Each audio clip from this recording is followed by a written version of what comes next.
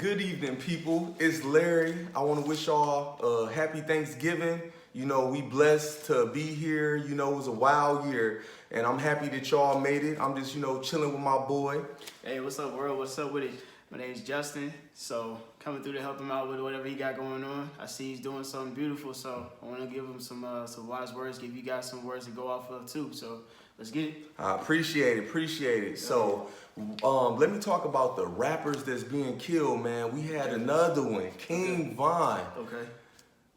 How can we prevent some of these rappers from being killed, man? Because before you touch on, we had Nipsey Hussle, Mo3, Boosie got shot, you know. Danny the Butcher got shot. Yeah, Danny the Butcher. We go back way to Tupac, Biggie, Jam Master Jay. It's just a lot of rappers being killed. Like what can we do to prevent some of this stuff? Well, first and foremost, God bless the dead to all the fallen soldiers in the rap game and also the fallen soldiers in the street, though. So I want to say that there's always one thing that we can do is come together as brothers.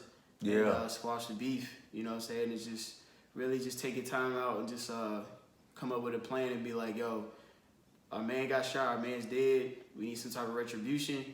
There's nothing that we can do to bring him back, though. So either somebody's going to serve jail time or there's somebody that's going to serve some jail time doing something for revenge. So unfortunately, that's how the streets work. Not saying that I know how the streets work per se, but given from the examples of the priors, yeah, that's how normally the streets works, unfortunately, though. But to quickly answer your question, really just growing up and just seeing the bigger picture rather than the macro vision. And yeah, you absolutely right. It's just, these shootings, they keep happening so much. Triple X and all these people. And I think these rappers don't understand once they become a millionaire, you can't do the same street life that you usually do. Nah. You're a millionaire now, you got to conduct yourself. But I think a lot of times they feel like I got to show that I'm still the same person that I was before the money. Of course. It didn't change me. And it's just like, I wish they would get some security. And once you at that status, I hate to say it, you always got to keep your gun, because usually with these rappers, more times than not, people say they usually kept their gun on them, but this one time, and that's all it takes is that one time for the person to get you, So I'm not saying become a sellout, but I feel like these rappers, y'all gonna have to quit staying in the streets, leave the street life alone, and when you do want to go back to the block, move right, move smart, have your security and stuff like that. Yeah. So, do you think it should be retaliation, or you just think that just come with what happened as far as the King Von situation? I would say street retaliation is just as easy as breathing. It's going to happen regardless if you want it or not. So my whole thing about that is that the big heads about the whole situation, they just got to be like, yo, there's going to be this. That's all it is. You know what I'm saying? It's whatever happens outside of our group, we have no control over that because you know how the world works. It works on its own. It's autonomous. Yeah. So we can't really, say how everybody needs to do this or do that. I mean, look at the whole COVID situation with the whole wearing masks things, you know what I'm saying? Yeah. So I would say, to go on top of what you were talking about earlier, was that, you don't want to, how per se, keep not be lacking.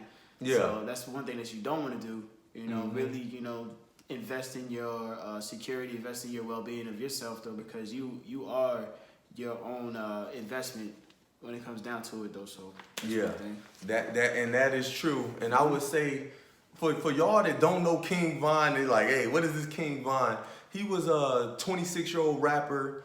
He was from Chicago, and he was signed to Lil Durk. And Lil Durk and his OTF Records, they signed King Von. So he just had an album drop, Welcome to O Block. So that night, they were supposedly out and celebrating the release of his album and new videos and new music and stuff like that. Just a celebration overall. Exactly, just a celebration. Just a celebration, Yeah. And so he had been having some words with another camp.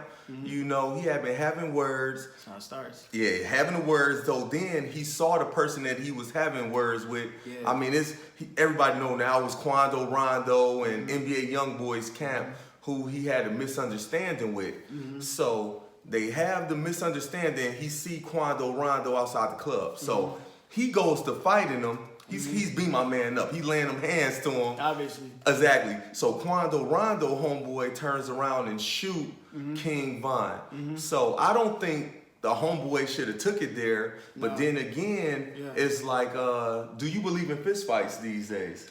Of course. You gotta believe in a fist fight. You know what I'm saying? That's the true test of man.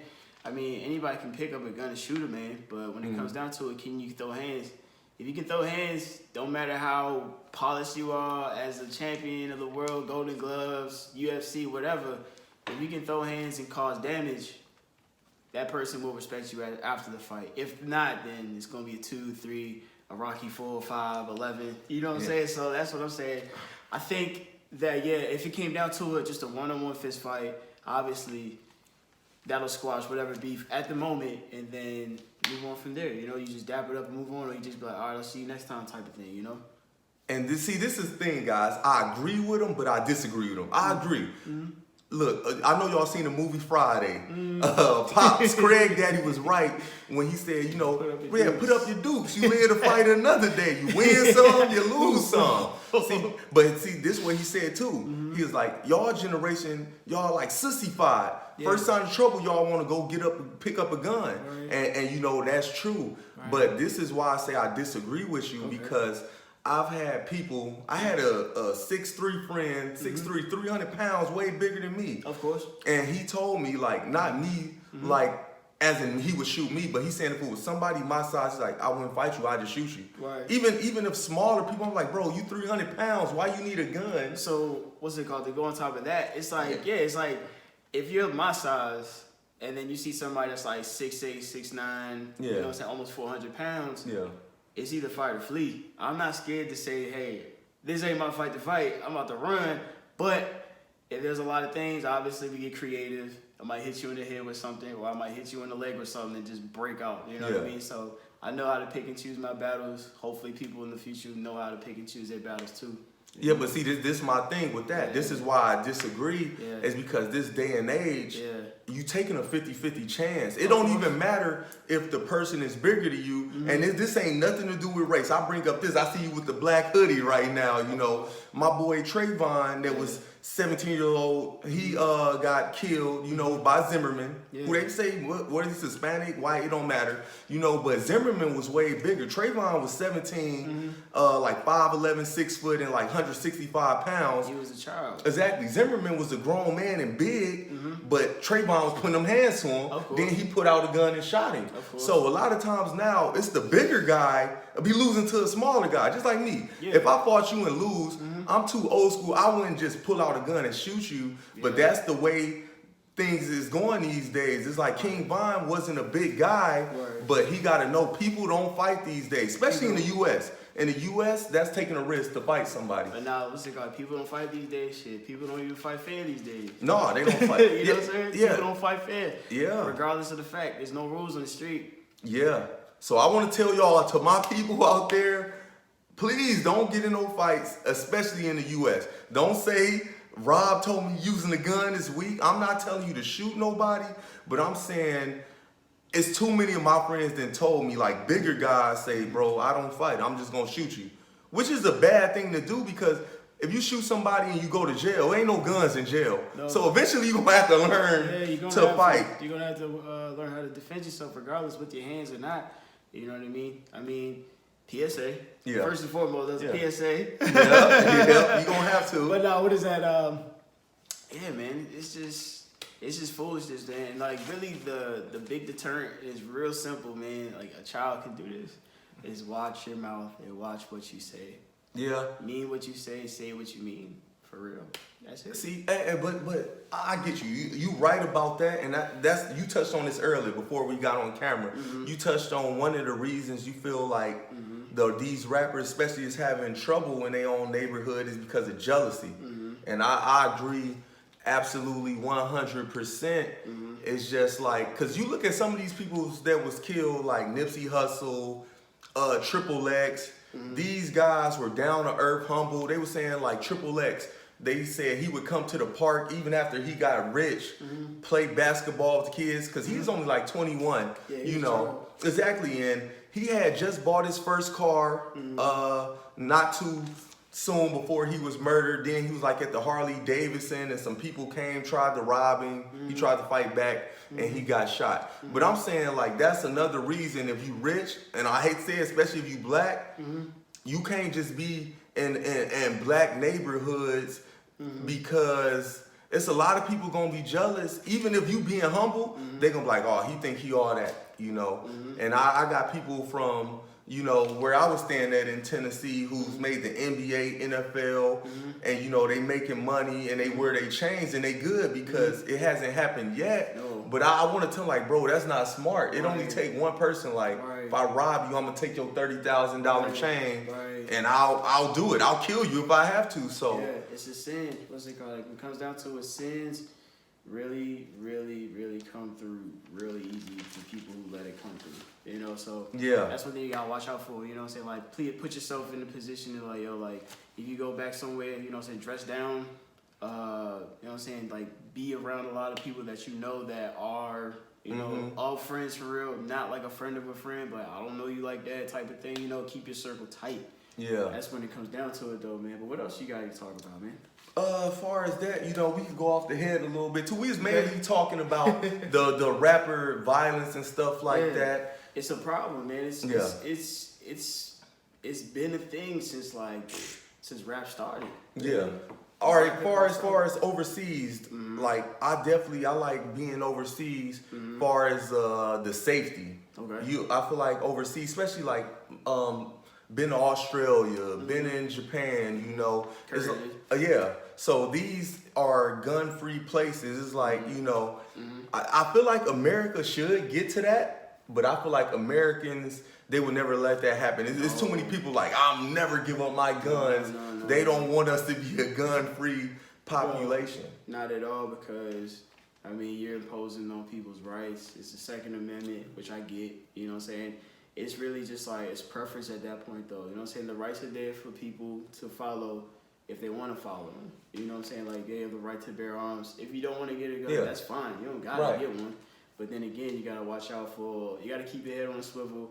You got to know situational awareness, and you got to keep yourself out of harm's way. But sometimes harm will find you regardless of if you're all the way out of there. You know what I'm saying? So this is what I would say to that. I agree, but I kind of... No, you disagree. Yeah. I mean, Cause I, you know, this is why I kind of agree, because I see where you're coming from. But then again, it was like, you know, being in Australia.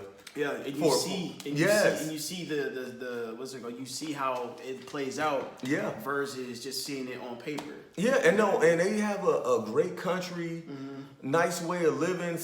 Seeing Japan is like, you can live fine without these guns. I feel like America, like, oh, we need our guns for safety and all this stuff. But if they're banned and nobody has guns, it evens the playing field. Right, it evens it. It evens it out, though. Aside from like, you know, from like the next man, though, for real, because like they'll have to come at you with some craziness, though. But there's always a way around. There's always loopholes. You gotta understand that too, though. You know what I'm saying? Like, if you really want to get something, you would find a way to get it. Yeah, but I say if we put a ban on, don't get me wrong. People, I know it's people gonna say, well, even if we ban guns, some people gonna keep them, which is true. Yeah, okay, the same way with drugs. Yeah. But still, if somebody get caught with a pound of crack, he could still get 30 years. That's what I say we should do. Is like ban some of the guns, you know, or at least the amount of guns. It's people I know with 40 guns. Like, bro, you about to go to war? Like, why do you need all these guns? You know, Americans, we get ridiculous with stuff like that. So what's it called? It comes back to like, you know how in McDonald's used to have the supersize? Yeah. They got rid of the supersize. Now it's small, medium, and large. Yeah.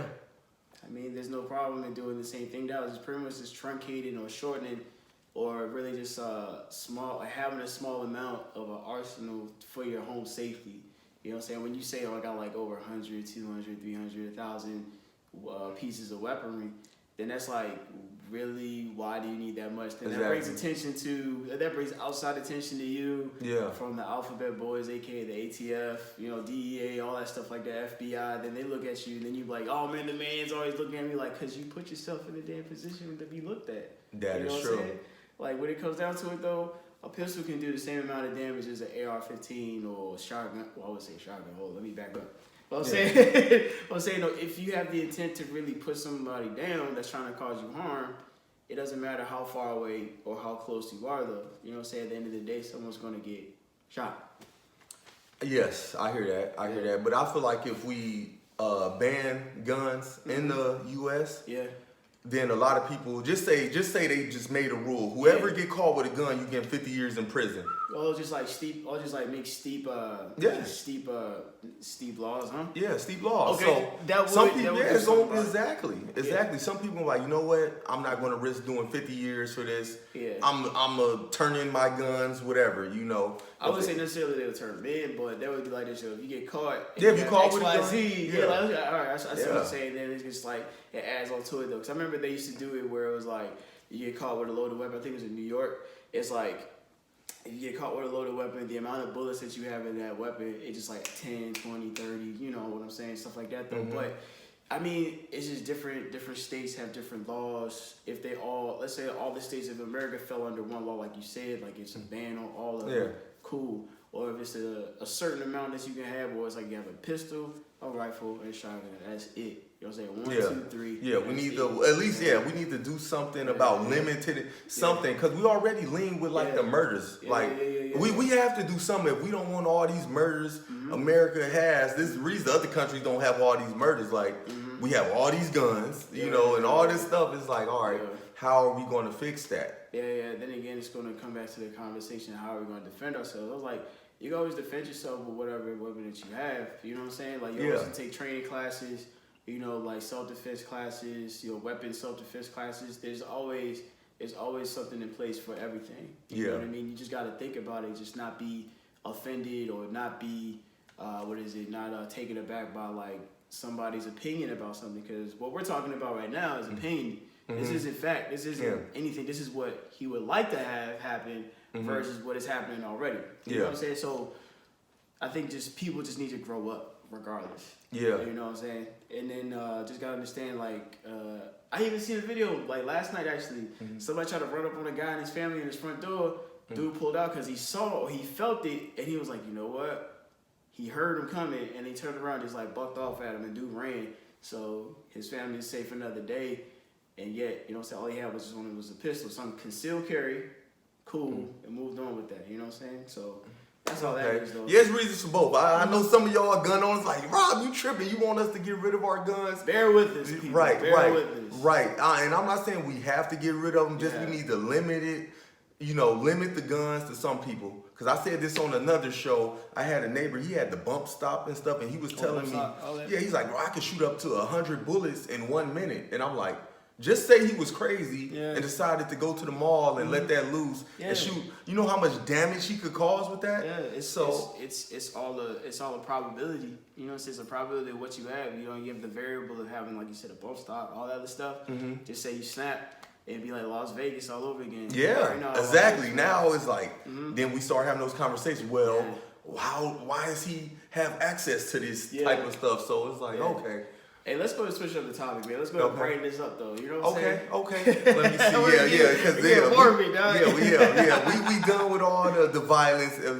We think y'all. You know what? We can probably just do another video. But I appreciate y'all for coming through, chilling with me and my boy. Peace.